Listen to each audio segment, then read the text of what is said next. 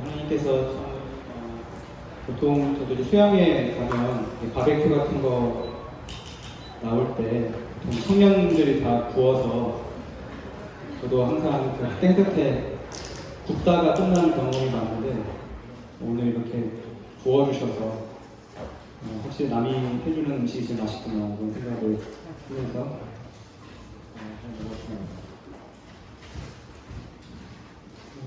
두 번째 시간은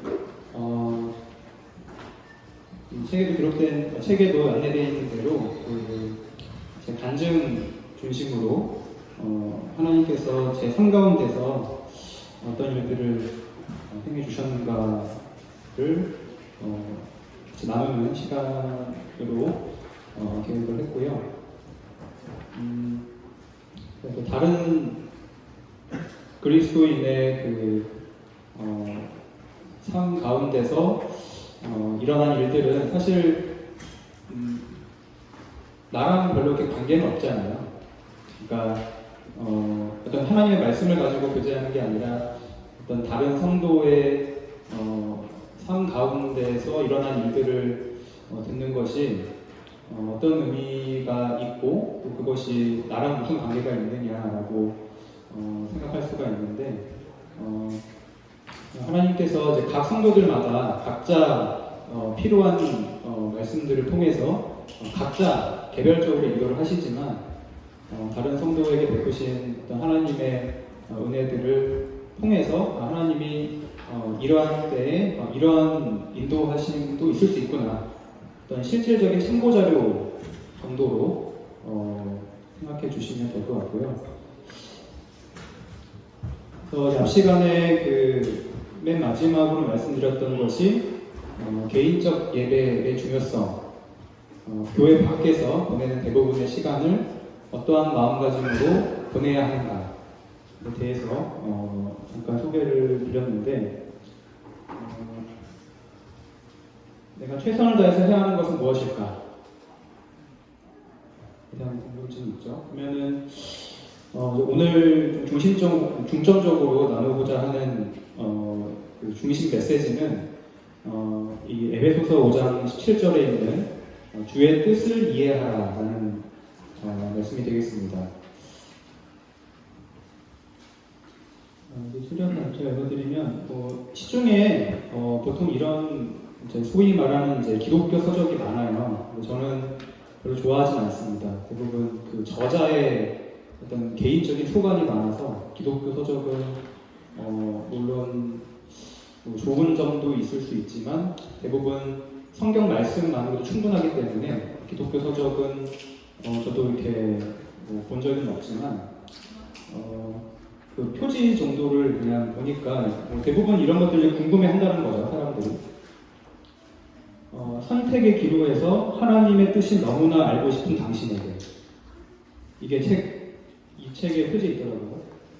하나님의 뜻이 너무나 알고 싶은 당신에게 알고 싶은 그 사람들에게 이제 이런 책이 도움이 되겠다. 뭐 이런 표지가 있었고 하나님의 뜻은 어떻게 알 수 있을까? 이런 것들이 공통적으로 궁금한 부분이라는 것을 알게 됩니다. 하나님의 뜻은 대체 어떻게 알 수 있는가? 하나님의 뜻대로 살라고 그렇게 교회에서도 말씀을 많이 듣고 이 말씀 자체에서도 하나님의 뜻을 이해하라라고까지 하셨는데 대체 어떻게 하는 것이 하나님의 뜻을 알 수 있는 방법이냐 이제 이런 궁금증을 가지게 됩니다. 이 부분부터가 이제 제 개인적인 분별이 되겠습니다. 그러니까 참고 정도 하시면 되겠고요. 하나님의 뜻을 분별하는 방법에는 성도님들마다 다 다양한 방법들이 있는 것 같아요. 네, 이제 지금부터 말씀드리는 거는 이제 제가 분별하고 또 제가 경험했던 그런 부분들이니까 그 점을 감안하셔서 들어주시면 되겠습니다. 하나님의 뜻을 어떻게 이해할 수 있는가와 하나님의 뜻대로 사는 것이 무엇인가에 대한 질문이 저에게도 있었었고요. 그래서 참 많은 고민과 교제가 있었던 것 같아요. 하나님의 뜻을 어떻게 알 수 있습니까? 다른 성도님들에게 물어보기도 하고 말씀 가운데 혹시 있는지 찾아보기도 하고 생각도 해보고 그러다가 좀 정리된 내용인데요. 우선 예레미야 10장 23절에 보면은 사람의 길이 자신에게 있지 않다라는 말씀이 있죠. 그리고 이것을 아는 것이 중요한 것으로 되어 있습니다. 내가 알거니와 예레미야가 뭘 알았냐면 사람의 길이 자신에게 있지 않다. 이 말씀의 의미를 곰곰이 생각을 해보면 굉장히 중요한 의미가 있더라고요. 그러니까 내 삶을 내가 걸어가는데 그 길이 나에게 있지 않다는 겁니다. 어디 있는가? 라는 생각이 들죠. 이 세상의 중심적인 가치관은 인본주의이죠. 내 삶의 주체는 내가 되어야 하고, 그래서 내가 어떤 사람인지 아는 것이 중요하고, 내 적성과 내 성격과 내 역량과 그럼 내 환경, 내가 가진 것 이런 것들이 참 중요하고 그것이 중요하기 때문에 자기 개발을 하는 것이 중요하다. 이런 이야기를 많이 들어보셨을 거예요. 자기 개발이 참 중요하다. 근데 성경에서는 그런 얘기는 1절 없으시고 너에게 있지 않다라고 단언을 하시는 겁니다. 그래서 저는 이렇게 살기로 했습니다. 이제부터 말씀을 드리려고. 예레미야 10장 23절 말씀이 저한테는 상당히 예전에 충격적인 말씀으로 들렸었어요. 뭐 여러분들도 어떻게 들리실지 모르겠지만 저에게는 그때 그 당시에 걸음을 지도함이 걷는 자에게 있지 않다. 내가 인생의 길을 가는데 그 걸음을 지도함이 나에게 있지 않다.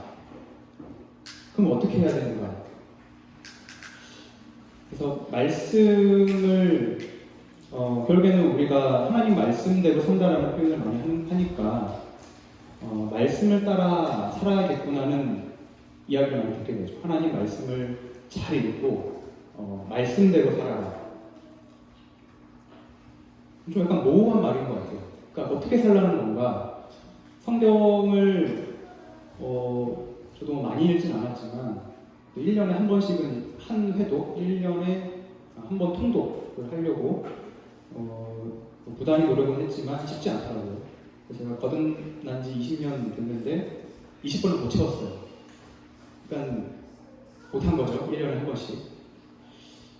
근데 뭐 말씀을 그래도 나름 외우기도 하고 써서 들고 다니기도 하고 하지만 하나님의 말씀대로 산다고 했을 때 그게 내 삶 가운데 직접적으로 어떻게 적용을 해야 되는지가 명확한 대답이 없었습니다.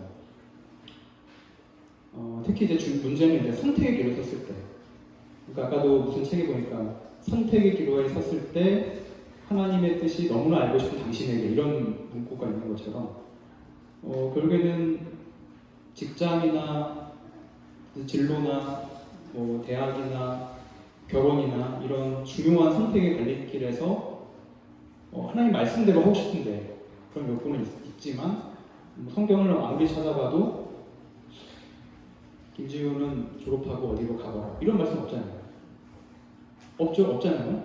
그럼 대체 말씀대로 산다고 했을 때 구체적으로 어떻게 하는 건가? 열심히 기도하고 모임 빠지지 않고 하다가 그렇게 이제 선택 갈림대 섰을 때 합리적으로 생각을 해서 내가 가진 환경과 내 주어진 상황에서 합리적으로 기도 가운데 기도를 하고 하나님 뜻대로 해달라고 기도를 하고 합리적으로 열심히 생각을 해서 최선의 선택을 하는 게 하나님의 뜻대로 하는 건가 그런 궁금증이 있었습니다.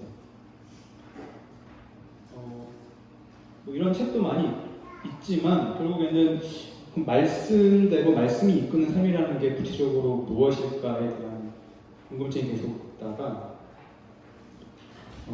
어떤 이제 저희 모임에 한 자매님과 이 부분에 대해서 교제를 한 적이 있어요. 어렸을 때. 자매님 말씀대로 산다는 게 무엇입니까? 라고 했을 때 그 자매님이 장시간 저에게 본인의 경험담을 들려주시면서 이렇게 사는 것이 그 본인이 생각하시는 말씀이 이끄는 삶이다라고 하셨는데 그때는 그게 뭔지를 잘 모르겠다가 지금 이제 한 10년 정도 지나고 나서 아 그렇구나 라는 어떤 제 나름대로의 결론을 내리게 됐는데요. 우연에 대한 얘기를 좀 해야 될 것 같습니다.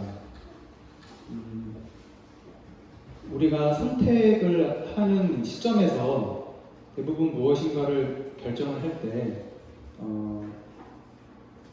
그 결정을 하게 된 계기가 얼마나 합리적일까에 대한 의문이 있죠.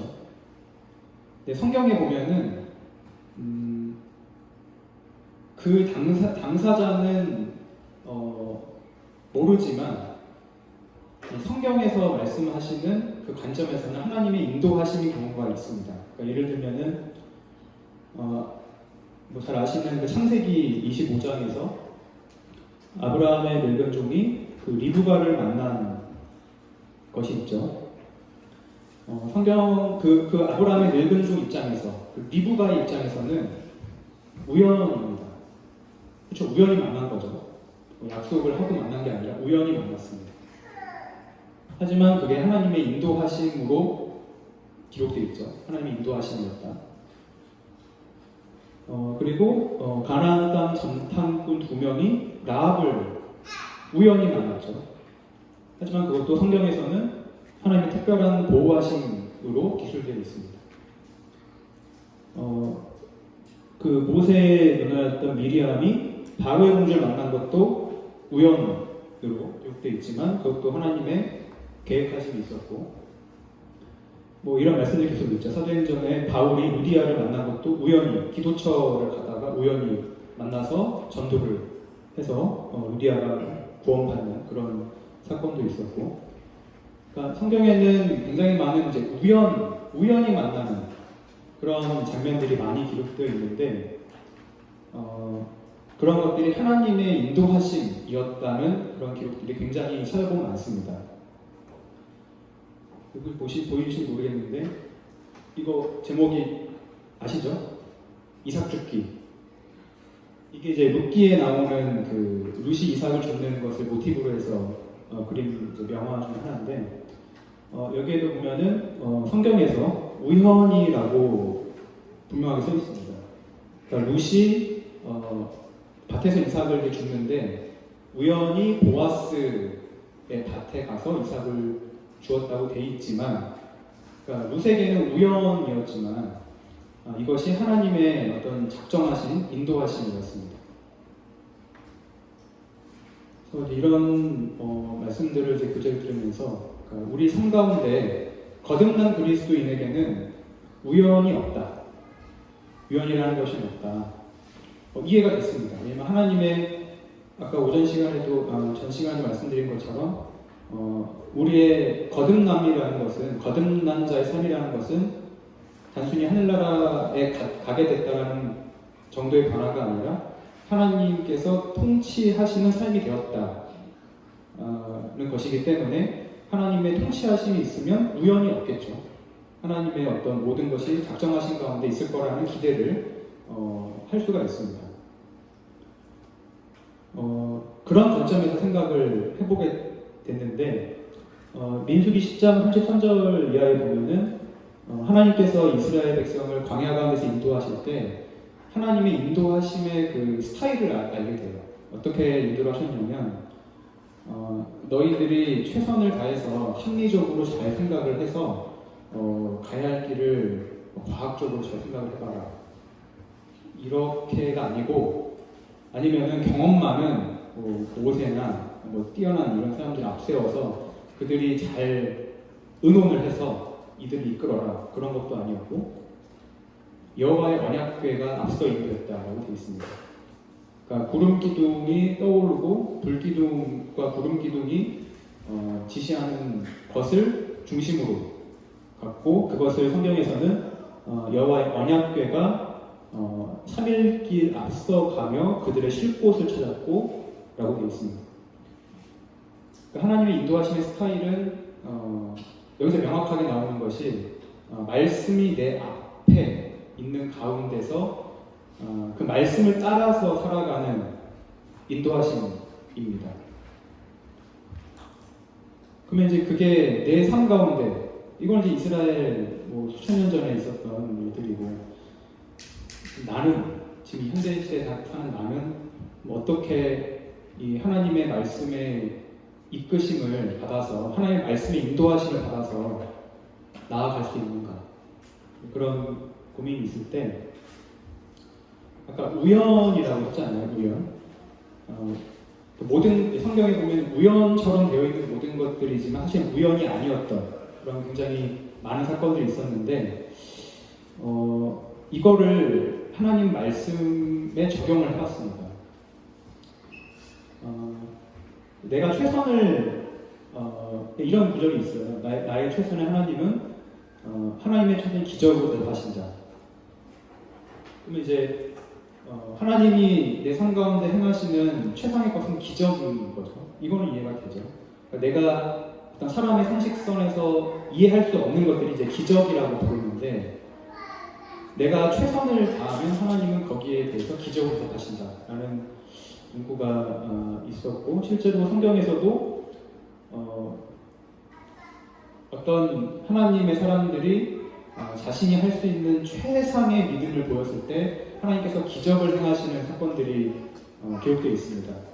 저는 가장 대표적인 게 열왕기상 17장에 있는 엘리야의 최선을 먼저 생각을 하게 되는데요. 뭐 잘 아시겠지만 그 엘리야가 하나님의 선지자로 바알의 선지자 450명과 갈멜산 꼭대기에서 이제 영적인 전투를 한 기록이 있는데, 거기서 이제 뭐라고 하냐면 각자 자기의 신에게 기도를 해서 하늘에서 불이 내려오는 신이 진짜 신이다 라는 내기를 합니다. 그래서 이제 바알의 선지자들이 기도를 했지만 뭐 전혀 응답이 없었죠. 그 다음에 엘리야가 어떻게 하냐면 그 제단에다가 물을 붓습니다. 물을 붓는 거죠. 그러니까 하늘에서 불이 내려와서 그 제단에 있는 재물을 태우는 신이 진짜 신이라고 내기를 했는데, 엘리야가 제단에 물을 가득 붓습니다. 도랑에 물이 가득 넘칠 정도로. 이것이 하나님을 엘리야가 얼마나 믿고 있었느냐를 실제로 보여준 엘리야의 최선이었죠. 거기에서 하나님께서는 그 도랑에 있는 물까지 다 태우시는 기적으로 응답을 하셨습니다. 그럼 이제 나의 최선은 무엇일까? 내가 할 수 있는 최선. 어떻게 하는 게 내가 하나님의 뜻을 이해하면서 말씀대로 사는 것일까 고민하다가 제가 택한 방법은, 아까 전에 하나님의 인도하심에 있는 사람들은 우연이 없다고 했잖아요. 그리고 하나님의 인도하시는 방법은 하나님의 말씀이 앞서가는 것이고, 그럼 그 두 개를 제가 이제 이렇게 접목을 시켰을 때 제가 했던 방법은 요즘도 계속 이러고 있는데, 이게 뭐냐면 제 노트 맨 뒤쪽에 이제 이런 그러니까 제가 말씀을 읽거나 듣거나 알게 되었을 때 아마 잘 안 보일 거예요. 일부러 잘 안 보게 했습니다. 굉장히 개인적인 내용이 많아서 제 일기 같은 건데, 그러니까 뭐냐면 제 삶 가운데서 어떤 중요한 어떤 결정을 내려야 하는 일들이 있잖아요. 크고 작은 일들, 그리고 어떤 사건들도 있을 수 있고, 그런 것들을 이제 빨간색으로 적어놓고, 그 다음에 제가 그 가운데서 그러한 사건들과 연관이 있을 것 같은 말씀들을 읽거나 듣거나 뭐 집회 시간에 들었거나 이런 것들이 있으면 그때 그냥 다 적어놓습니다. 왜냐하면 물론 우연히 본 거죠, 사실. 그렇죠? 제가 뭐 그냥 성경은 제가 순서대로 읽습니다. 하루에 5장씩 보는데 잠언 한 장 보고 날짜별로 오늘이 뭐 21일이다 21장 잠언 21장 아침에 읽고 출근한 다음에 오후 시간에 신약 2장 읽고 자기 전에 구약 2장 읽습니다. 항상 순서대로 5장씩. 그렇게 어렵지 않아요. 시간도 그렇게 많이 안 걸립니다. 근데 그 읽는 가운데서 제게 있는 일상생활 가운데 있는 여러 가지 크고 작은 일들과 연관이 있어 보이는 말씀들이 조금이라도 있으면 다 적어놓습니다. 우연히 본 거죠, 사실. 근데 하나님의 인도하심에는 우연이 없고 룻도 우연히 보아스 밭에 가는 것이 하나님의 인도하심이었다면 내가 이 말씀을 이 시점에 읽게 하신 것도 우연은 아닌 것이다. 이러한 분별로 그렇게 말씀드렸습니다. 이게 굉장히 이상하게 보이실 수도 있어요. 왜냐하면 그냥 그 말씀이 구절이라는 게 그게 이제 저에게 직접 뭐 이렇게 저를 위해서 기록된 말씀이 아니고 매일 읽고 뭐 집회 시간에도 어쩌다가 우연찮게 들은 그런 말씀일 뿐인데 그것이 하나님의 음성이라는 보장이 어디 있느냐 이런 거죠. 근데 이제 성경에서 아까도 말씀드렸지만은 하나님은 상당히 우연인 것처럼 하는 것들로 많이 인도를 하셨기 때문에 저는 그렇게 선택을 한 겁니다. 하나님의 인도하심을 그러니까 진로 같은 거를 이제 결정을 하거나 아주 중대한 결정을 할 때 그 시점에 내가 읽게 된, 알게 된, 듣게 된 말씀을 가지고 분별을 한다. 그러니까 내가 결정해야 되는 어떤 진로의 선택이 됐을 때 갑자기 그날 말씀을 펴가지고 아무데나 무슨 점치듯이 할 수는 없죠. 그거는 좀 무리한 것 같고 최소한 그냥 꾸준히 말씀을 읽고 있는 가운데서 그러니까 중요한 거는 내가 평상시에 하나님의 말씀을 정말 귀중히 여기고 정말 하나님의 뜻대로 하고 싶다라는 그런 마음을 가지고 말씀과 기도에 충실한 가운데 있는 것이 먼저 있어야 되겠죠. 그런 가운데서 하나님의 어떤 인도하심을 구체적으로 알고 싶다라는 마음을 가지고 하나님 저는 정말로 하나님의 뜻대로만 하고 싶습니다. 제 생각, 제 환경 이런 거 말고 정말 하나님이 준비하신 것, 하나님만이 준비하실 수 있는 거를 원합니다. 라는 마음에서 이런 분별을 하고 있습니다. 네. 그래서 이 시간 짧게 이거 제 20년 간증하면 오늘 밤 새죠. 그러면 30분 정도 아주 짧게 좀 굵직굵직한 그런 부분들만 제가 이러한 고민과 이러한 선택이 들어 있었을 때 하나님께서 그 시점에 이러한 말씀을 보여주셨고 그 말씀대로 제가 결정을 내렸을 때 하나님께서 어떠한 것을 대답하셨는지 하나님은 기적으로 대답하신다고 하셨잖아요. 그런 부분들을 잠깐 간략히 나누고자 합니다.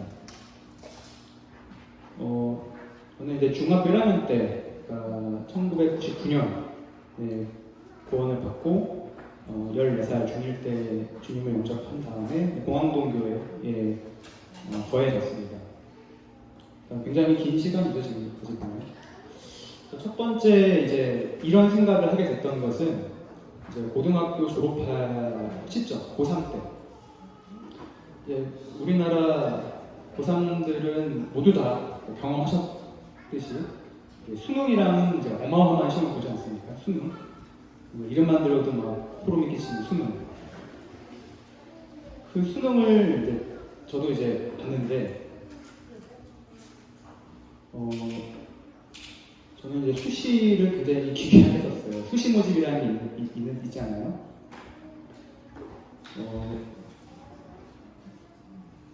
제가 이제 쓸 수 있는 대학과 이제 그런 이제 담임 선생님이랑 다 상담을 해서 쓸 수 있는 대학을 몇 개 지정해 주셨는데 1월날 시험이 있는 거예요. 안 봤습니다. 단순하죠. 1월날 시험이 있는 게 주님의 뜻이 없어. 일리가 없다. 아주 그것도 기괴한 생각입니다. 지금 생각해보면.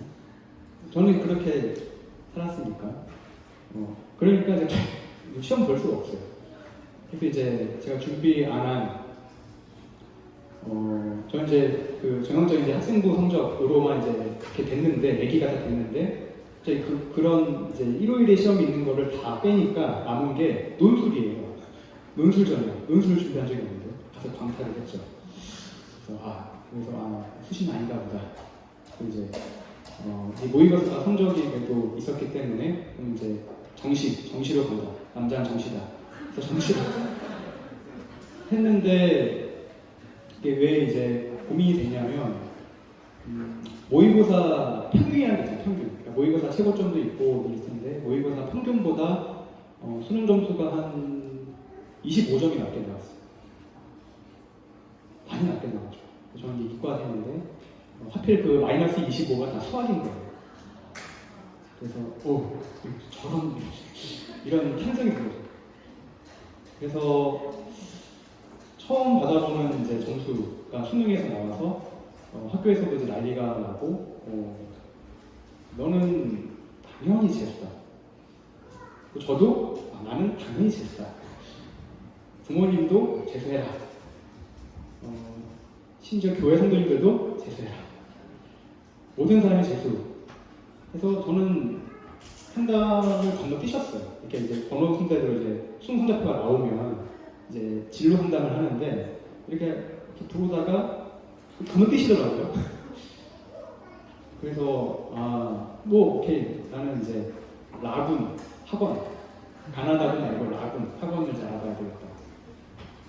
그렇게 당연히 생각을 했는데 그 시점에 이제 그 자매님과 교제를 이제 깊이 했습니다. 어떻게 하는 게 하나님의 뜻대로 사는 거니까. 그랬더니 그 자매님이 이런 앞에 말씀드렸던 그런 것들을 쭉 하시면서 본인은 이제 그렇게 삶을 살아온 그런 몇 가지 에피소드들을 간증을 말씀하시고 너도 한번 이렇게 어려운 시기를 보내고 있는데 하나님의 음성을 들어봐라.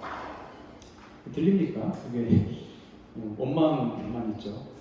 내가 어떻게 모임을 그렇게 중3 때부터 단에 서서 말씀을 막 전하고 고등학교 때도 모의고사가 끝나면 수요일날 모의고사 끝나면 5시에 모의고사 끝나면 바로 모임으로 가서 말씀을 나누고 그렇게 했는데 하나님 이러실 수가 있습니까? 이런 마음이 드는데 좀 말씀을 이 와중에도 뭐 읽어야 되냐, 하나님의 뜻을 알아야 되냐 이런 생각이 있지만 그래도 이제 말씀을 통해서 인도하심을 받는다라는 것이 궁금하기도 하고 또 저도 이제 간절한 마음도 있어서 한 이제 그 시점에 그렇게 기도를 드리고 하나님 무슨 영문인지 모르겠지만 하나님의 특별한 뜻이 있으시다면 알고 싶고 제 믿음이 확된다면 그렇게 순종할 마음이 있습니다. 말씀을 보여달라고 그렇게 기도했습니다. 말씀을 보여주세요. 근데 이제 무슨 말씀을 보여주냐면 제가 하필 신명기 17장 말씀을 읽고 있었는데 신명기 17장 16절을 펴보시면은 다시는 그 길로 돌아가지 말지니라. 다시는 그 길로 돌아가지 말지니라. 너무 싫었어요. 그 말씀 딱 보는 순간.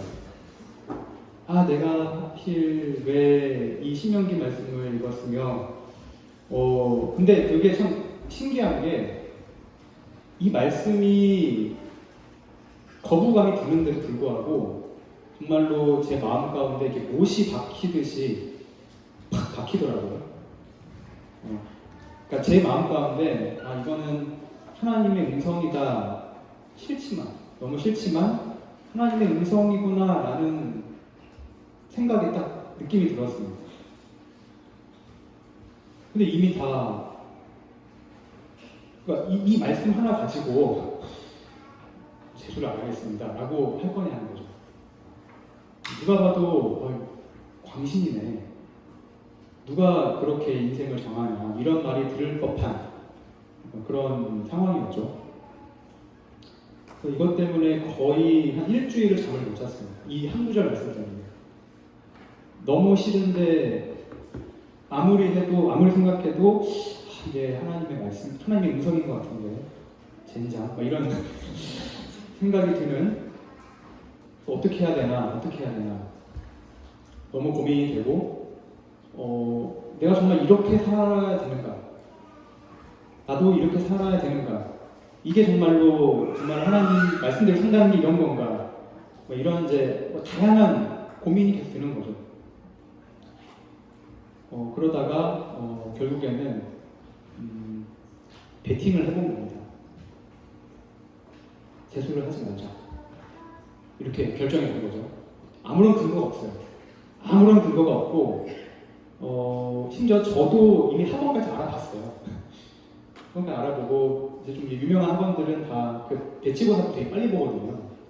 이미 다 알아보고 부모님께서 말씀을 드린 상태였고 그냥 내가 원했던 거는 하나님도 그래 다시 해 라고 한마디만 해주시면 모든 것이 아주 이제 그나마 평안한 가운데 뭔가 다시 한번 해보는 도전해보는 시기였는데 그 길로 다시 돌아가지 말지니라 라는 말씀을 이렇게 딱 보면서 굉장히 심란한 거죠.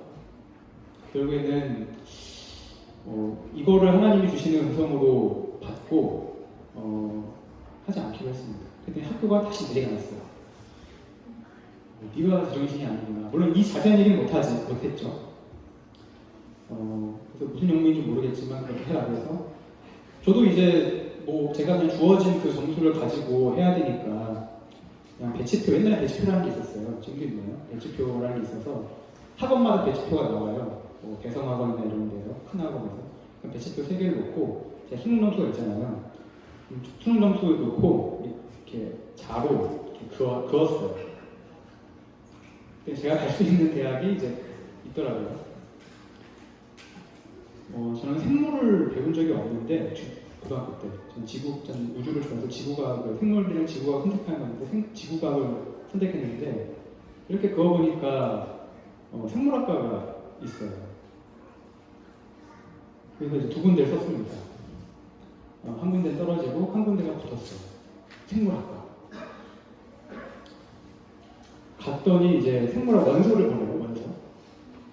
생물을 배워줬더니 일반 생물 1, 2도 배운 적이 없는데 대학을 갔더니 일반 생물부터 원서로 시작을 합니다. 버거운 정도가 아니죠. 제 동기들은 다 생물 올림피아드 출신도 있고 이런 친구들이에요. 근데 참 감사한 처음엔 되게 이제 싫었죠. 왜냐면 내가 이렇게까지 약간 정말 객기, 누가 봐도 객기고 내가 봐도 내가 객기, 내가 봐도 내가 약간 미친 사람인 것 같은 그런 가운데서 했는데 학교도 원하는 학교가 아니었고 그냥 정말로 이제 자로 해서 그렇게 갔는데 주위 사람들 다 반수하라고 그런 상황에서 그래야 되나 그런 가운데서 했는데 정말 놀랍게도 정말 그 공부를 하는데 생물을 처음 공부를 하는데 너무 재미가 있는 거예요. 하나님이 만드신 이 창조 물들에 대한 공부를 하게 되니까 굉장히 재미있는 마음을 하나님이 주셔가지고 굉장히 열심히 했었습니다. 제가 수석 졸업을 했어요. 대학교 장학금을 다 받고. 근데 이게 부모님에게 굉장히 큰 복음의 역사가 있었던 게 제가 그 당시에 부모님이 굉장히 어려우셔가지고 저희 아버지가 약간 사기를 당하셔가지고 보증을 잘못 쓰시는 바람에 집이 그 암루딱지 같은 거 드라마 보면 빨갛게 붙이잖아요. 이게 저희 집에도 있었는데 그런 가운데서 이제 집이 넘어가고 부모님 이혼하는 이런 얘기가 나오고 그런 시기였어요. 그러니까 이제 당연히 제 등록금은 없는 거죠. 근데 이렇게 이제 하나님이 정말로 말도 안 되는 기적을 행하신 겁니다. 생물 올림피아드 출신자들 가운데서 경쟁도 되지 않는 그러한 가운데서 저는 순전히 신명기 말씀 하나 보고 그냥 가지 말라고 하니까 이거 가지고 가라는 거잖아요. 이거 들고 이 수능 점수 들고 그래서 갔는데 하나님이 정말 기가 막힌 지혜를 주셨는지 제가 마지막 졸업식 때 제가 최우등 졸업자들 대표로 총장님한테 상 받았어요. 그러니까 그런 것들 부모님이 보시고 그런 환경에서 장학금을 4년 내내 다 받는 것을 보면서 부모님이 굉장히 그때 불신이셨는데 굉장히 지금도 얘기하세요. 그때가 너무 감사했다고. 그래서 이제 그런 얘기가 있어서 하나님이 전혀 상상도 할 수 없는 그러한 복음적인 요소들을 위해서 다시 돌아가지 말라고 하셨나 보다라고 뒤늦게 이해가 되는 거죠. 해석을 하는 겁니다. 뒤늦게. 그때는 모르죠. 그때는 뭐 우연이죠. 우연히 신명기 말씀을 본 거고 갔더니 다 모든 것들이 그냥 우연이지만 나중에 그것을 이제 해석을 할 때 하나님이 준비하신 것들이 이런 것들이 있었구나. 재수 안 하기 참 잘했다라는 생각을 하게 되었습니다. 그리고 나서 이제 대학을 졸업한 다음에 저는 이제 유학을 준비하고 있었어요. 제가 전공이 이제 생화학이었기 때문에 이왕 이렇게 된 거 좀 제대로 한번 해보자. 전문가가 돼보자. 막상 공부해보니까 너무 재밌고 생물을 통해서 하나님이 어떤 창조의 설계도를 공부하는 것도 참 재밌는 것 같다. 의미가 있는 것 같다.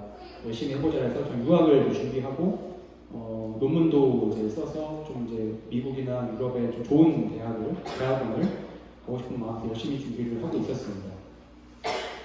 근데 이제 한번 해봤잖아요. 신명기 말씀을. 그러니까 이제 이런 시점에서 이제 또 한 번의 차례가 온 거죠. 아주 중대한 결정을 해야 되는 시점이 와서 다시 이제 하나님 제가 유학을 좀 가고 싶은 마음도 있고 대학 졸업을 앞두고 있는데 제가 어떻게 하면 좋을까요? 라는 이제 마음으로 이제 기도를 드리고 하나님 제게 말씀을 보여주시길 원합니다. 라고 이제 기도를 하고 이제 그 시점에 이제 열심히 성경을 봤는데 그때는 이제 룻기 3장 말씀을 읽고 있었던 차례였거든요. 또 하필 여기 뭐라고 되어 있냐면은 그 보아스가 이제 룻에게 은혜를 베푸는 장면이 나옵니다. 이 말씀이 6번 이제 배를 부어주는 장면이 나와요. 굉장히 인상 깊게 이제 봤는데 이 시점에 딱 그 말씀과 일치되는 상황이 뭐가 있었냐면 저는 유학을 너무 가고 싶었고 부모님께서 말씀드리고 토플도 준비하고 그때는 이제 GR이라는 것도 있었어요. 그거 다 해커스 학원에 다니면서 열심히 이제 나름대로는 준비를 하고 있었습니다. 그리고 이제 하나님께 다시 이제 허락을 받는 거죠. 하나님 제가 저도 되겠습니까? 라고 했는데 하나님이 이제 룻기 3장 말씀을 보여주시면서 결론적으로는 거절하셨어요. 그러니까 이 당시 이제 의학전문대학원이라는 게 생겼어요. 의학전문대학원. 지금은 없어졌는데 이제 거기서 이제 어떤 프로그램이 있었냐면 의학전문대학원 안에 의학자를 키우는, 의과학자를 키우는 프로그램이 있었습니다. MD-PhD라는 특수한 프로그램인데 이게 이제 정부 사업이었어요. 그래서 의사인데 이제 진료를 보지 않고 이제 기초 연구를 하는, 기초 의학을 하는, 연구하는 의사를 우리나라도 이제 키워야 된다. 노벨상을 위해서는 지금이라도 이런 기초 의학을 하는 사람에게 투자해야 된다. 그래서 대대적으로 홍보를 했습니다. 그래서 저희 학교에서도 이제 그게 제가 졸업할 시기에 2009년에 딱 생겼어요. 의학전문대학원이. 그래서 그때 설명회가 있어서 제가 갔다가 한번 좀 궁금해서 갔다가 관심이 되고 궁금해서 갔다가 그 장학금 얘기가 나왔어요. 그때도 저희 집안은 어려웠습니다. 그래서 한번 가세가 기우니까 이게 회복되는 게 요즘에 회복이 좀 되셨어요. 그래서 그때도 여전히 제가 유학을 간다 그러면 당연히 SK나 삼성 이런 큰 대기업 장학금을 무조건 받아야만 갈 수 있는 그런 상황이어서 저도 이제 그런 데 알아보고 있는 시점이었는데 의학전문대학원에서 장학금 이게 나왔는데 6년간 장학금을 주겠다는 거 하는 거예요. 6년간. 룻기 3장 말씀이 뭐였냐면 6번. 너무 웃기죠? 근데 이게 당연히 우연이고 지금 들으면 이게 뭐야? 라고 생각할 수 있지만 그 당시에가 중요합니다. 제가 그것을 받아들일 때 이게 하나님의 음성이구나라는 그 느낌이 있어요. 이게 하나님의 뜻인가? 근데 싫어요, 일단. 왜냐면 난 유학을 준비하고 있었거든요. 이미 다 준비를 하고 토플도 막 CBT 뭐 몇 점 280점을 막 만들어야지 막 그러고 다 하고 있었는데 갑자기 저는 이제 의학은 원래 싫었던 게 이제 의사 쪽은 너무 바쁘니까 뭐 교회 섬기는 것도 어렵고 원래 관심도 없었고 이랬는데 그 6번 6년이 딱 매칭이 되면서 이건가? 라는 생각이 또 드는 거죠. 기괴하죠. 네. 이상합니다. 네. 근데 그 시점에는 이게 너무 이상하게 들리지 않는 거예요. 제가 경험했을 때는. 그래서 결국에는 유학을 다 접고 다시 또 그렇게 하나님의 뜻이 여기에 있는 것 같으니 그렇게 지원을 했습니다. 그래서 4년간 6년이 잘못었네요. 그러니까 받았던 장학금이 이제 8,500만 원 받았어요. 그러니까 이게 제가 알고 봤더니 뭐 등록금 플러스 생활비까지 있는 거더라고요. 그래서 너무 감사하게 잘 다니고 저희 부모님이 굉장히 제가 의대 가기를 굉장히 소원하셨는데 왜냐면 너무 이제 의사 되면은 그래도 네가 집안을 일으킬 수 있지 않느냐 이런 이상한 말씀을 하시면서 제가요? 이런 의사가 되면 집안이 일어나요?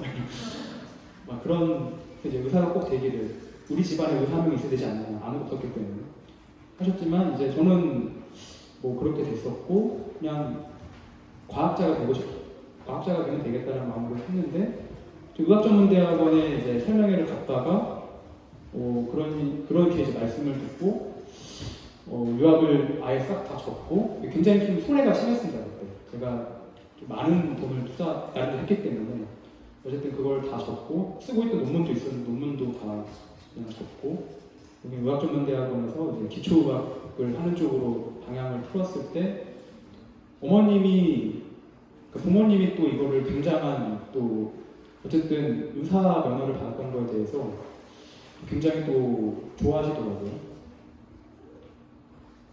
그리고 나서 이제 그렇게 의학전문대를 졸업하고 이제 박사 학위를 이제 할 곳을 정해야 되는데 이제 그 다음부터 제가 어떻게 했냐면 이 2번의 결정을 제 마음대로 못 했잖아요.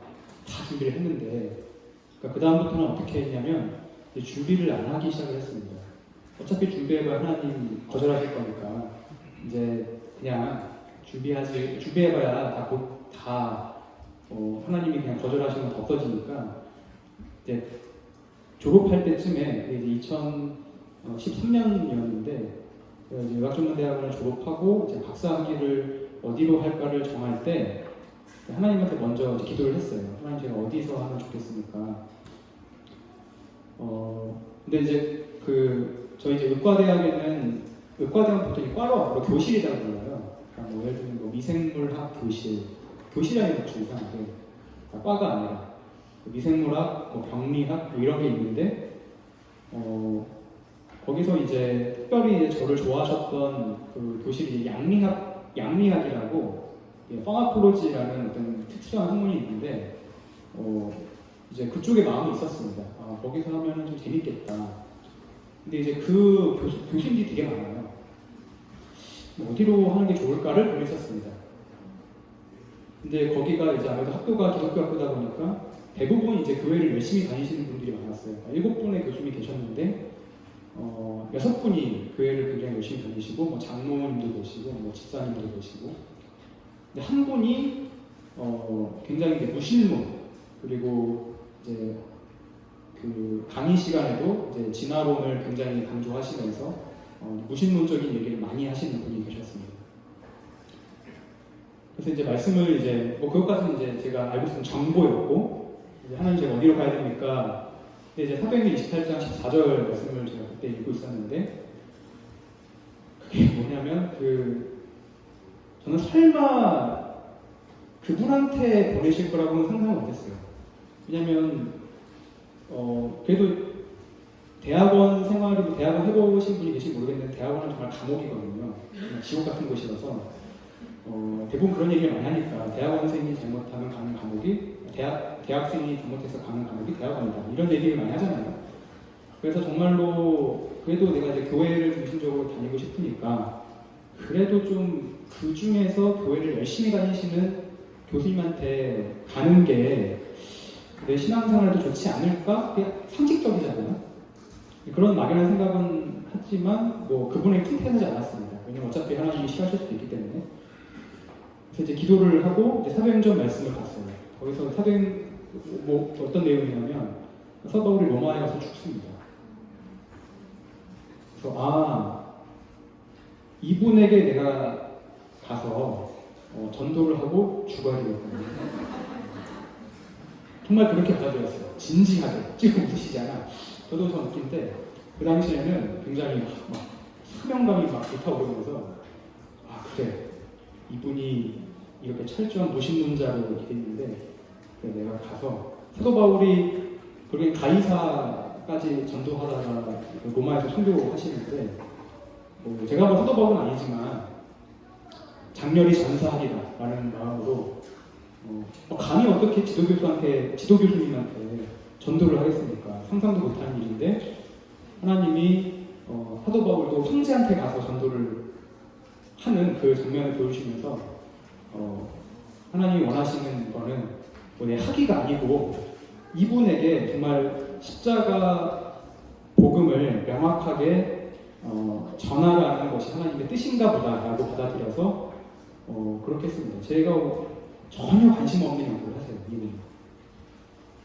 이상한 거 같아요. 이상한 거. 근데 어쨌든 제가 관심 분야가 전혀 아니었지만 심지어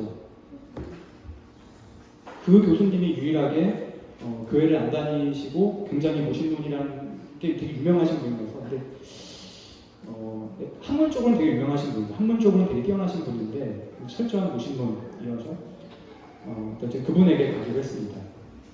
그래서 가서 전도를 했어요.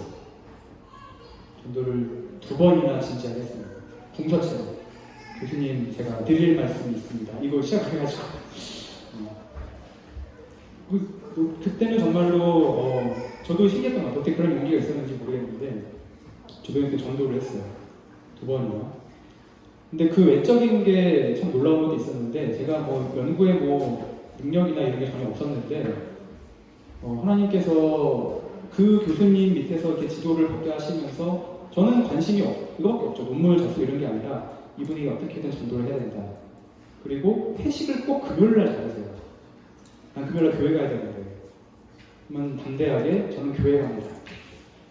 라고 하고 교회를 가요. 그러면 교수님이 되게 싫어하세요.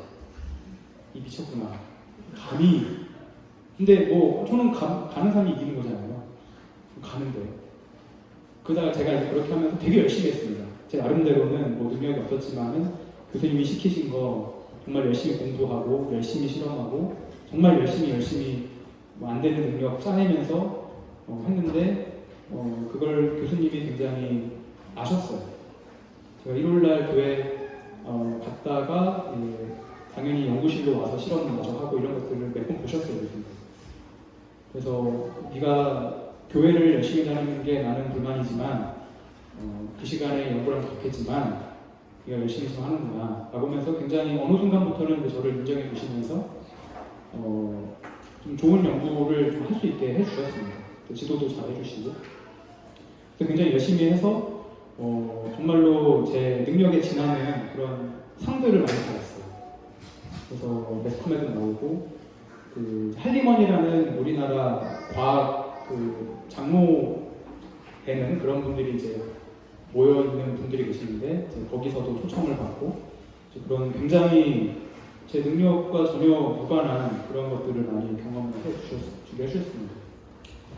그리고 그 시점에 이제 가장 중요한 결혼이 나오는데 결혼 얘기만 해도 감사할 수 있는데 짧게 하면은 저는 원래 이제 20대 중후반이 되면 이제 모임에서도 그러시겠지만 다 중매 얘기가 좀 나오면서 결혼 얘기가 되게 나와요. 저도 이제 20대 중반쯤 됐기 때문에 이제 교회적으로 기도를 해주시기 시작했는데 너무 부끄럽더라고요.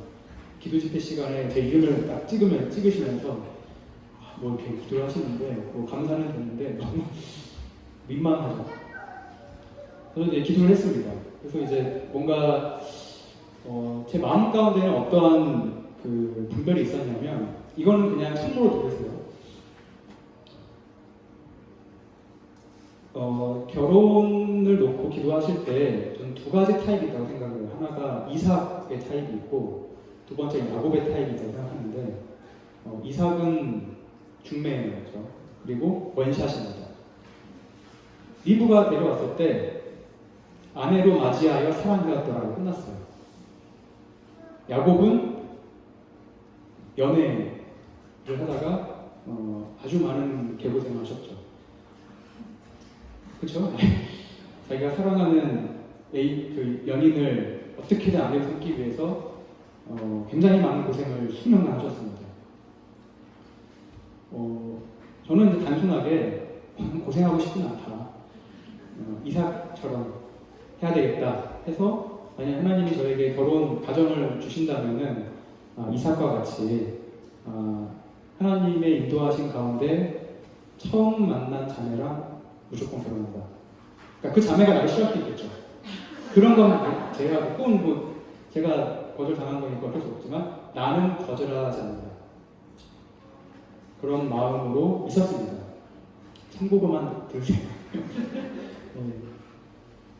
그러니까 왜냐면 저는 이제 개인적으로 장로 형제님들끼리 이렇게 주선해 주신다면 그것을 제가 이건 주님의 뜻이 아닌 것 같습니다 라는 명분이 없지 않나라는 생각이 들어서 하나님이 뭐 교회적이든 뭐 이렇게 뒷가운데서 중매를 이렇게 해주신다면 나는 거절하지 않는다 라는 마음으로 하나님께 보고 드린 겁니다.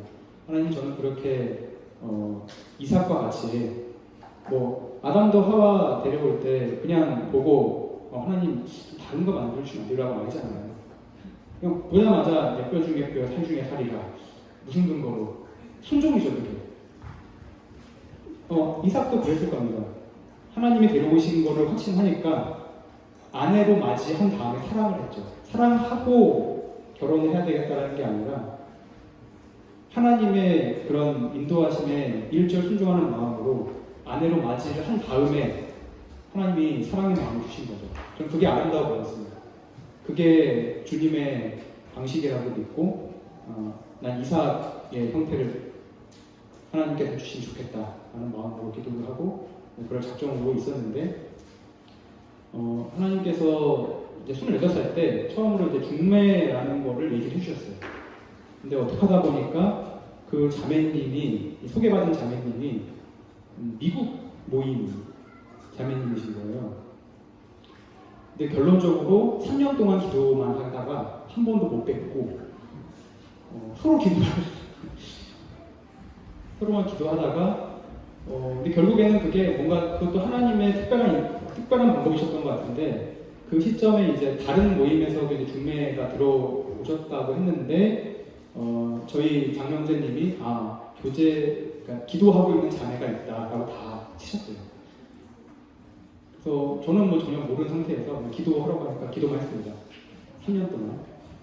근데 결국에는 뵙지도 못하고 그냥 그렇게 됐어요. 그래서 제 마음 가운데는 저도 약간 이제 그런 쪽으로도 계속 생각을 했었는데 결혼을 사서바울처럼 하지 않고 정말로 물론 제가 그 정도의 영향이 있는지 없는지 모르겠지만 독신으로 살면서 나중에 주님 불러주시면 선교지도 가고 선교지에서 죽는 게 가장 뭐라 그럴까 뭔가 제가 볼 때는 가장 이상적인 삶 자연사 하고 싶지 않았어요. 순교하고 싶었습니다. 왜냐면 그게 어차피 한 번 사는 삶 어차피 죽으면 하늘나라가 있는데 가장 큰 영광을 하나님께 돌리고 가고 싶다. 주님이시니까 이런 마음으로 그렇게 하려면 자매가 있는 것보다는 혼자 하는 게 낫겠다.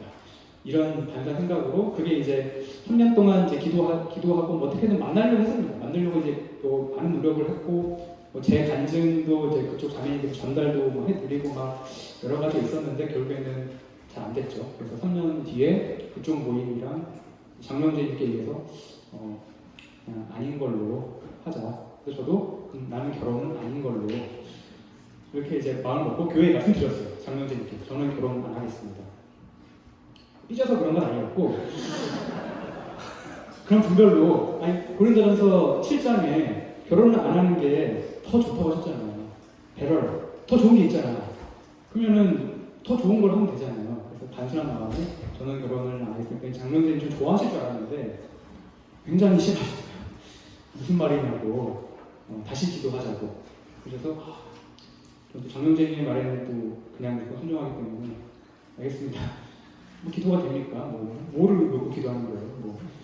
그래서 알겠습니다 하고 그냥 있었습니다. 그게 2015년, 16년쯤이었어요.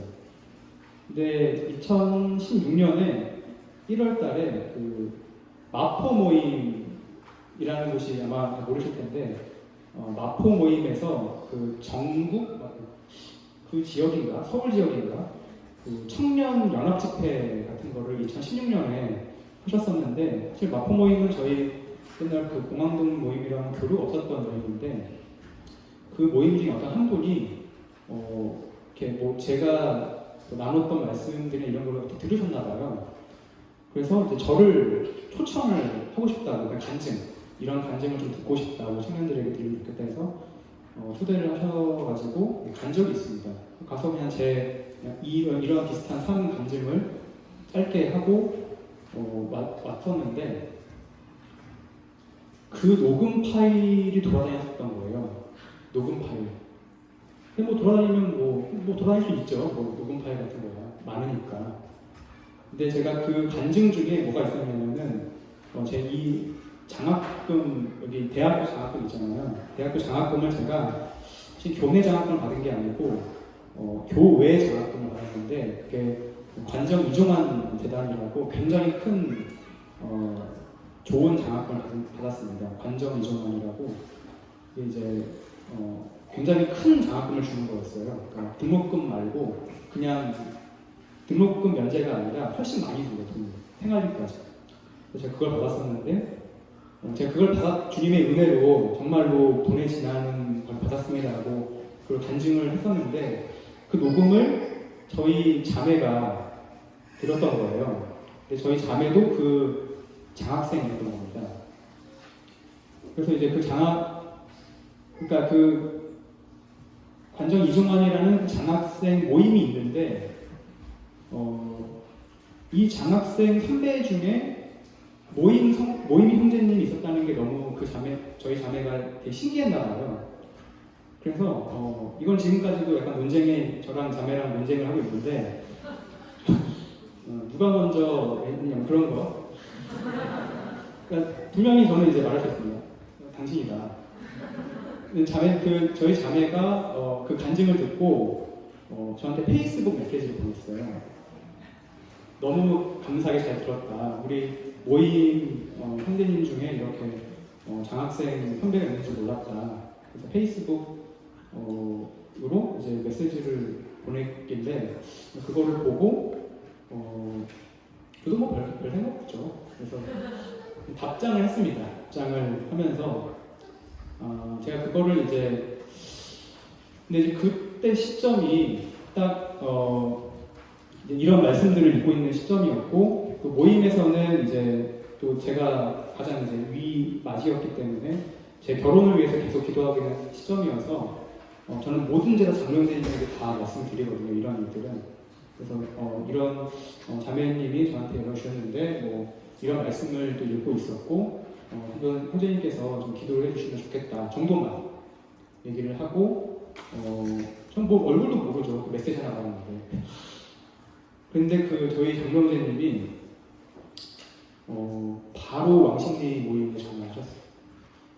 그래서 이 자매 어떤 자매냐 우리 형제에게 연락을 했다는데 그래서 이제 그쪽 장로 형제님은 너무 깜짝 놀랐죠. 왜냐면 저희 이렇게 결혼 정년기에 있는 자매님들이 좀 있으셨는데 갑자기 난데없이 전혀 교류도 없는 강화동 모임